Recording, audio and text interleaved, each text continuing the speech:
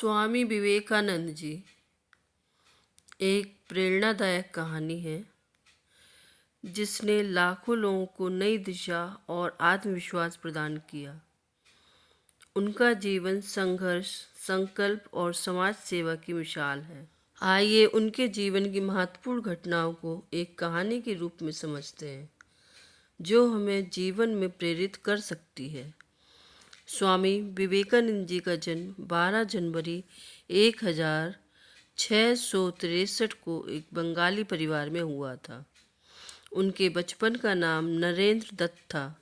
नरेंद्र बचपन से ही अत्यधिक जिज्ञासु और बुद्धिमान थे।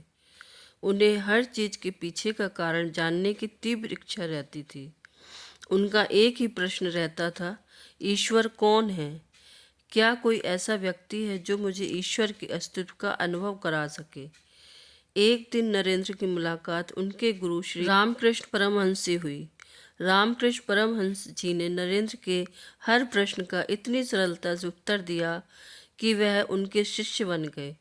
उन्होंने विवेकानंद को सिखाया कि ईश्वर को महसूस करना केवल ज्ञान से ही नहीं बल्कि भक्ति से भी संभव है। गुरु के साथ बिताए गए समय ने उनके जीवन में एक नया मोड़ ला दिया। कुछ वर्षों बाद 1993 में शिकागो विश्व धर्म महासभा का आयोजन किया गया।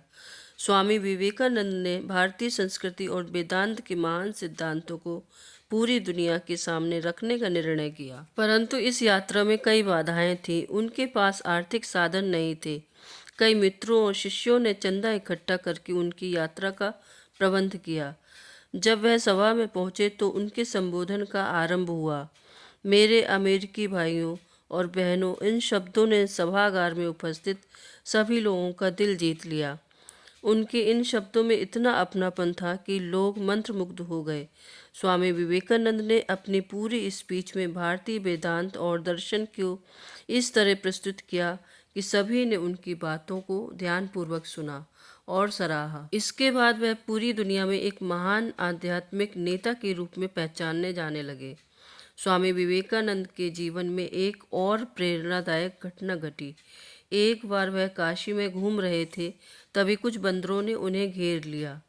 वह डर कर भागने लगे, लेकिन बंदर भी उनका पीछा करने लगे। तभी एक बुजुर्ग व्यक्ति ने कहा, रुको, उनका सामना करो।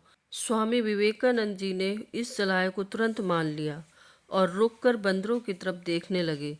ऐसा करते ही बंदर भी धीरे धीरे पीछे हट गए। इस घटना से स्वामी विवेकानंद ने सीखा कि जीवन में किसी भी समस्या से भागने के बजाय उसका सामना करना चाहिए। स्वामी विवेकानंद जी का मानना था, शिक्षा ही व्यक्ति को सशक्त बनाती है। उन्होंने कहा था, अगर कोई एक पुस्तक न पढ़ सकता हो तो भी आत्मज्ञान और आत्मविश्वास से महान कार्य कर सकता है। उनके विचार थे, शिक्षा केवल किताबों तक सीमित नहीं होनी चाहिए बल्कि जीवन को सुधारने और समाज की सेवा करने का एक साधन होना चाहिए।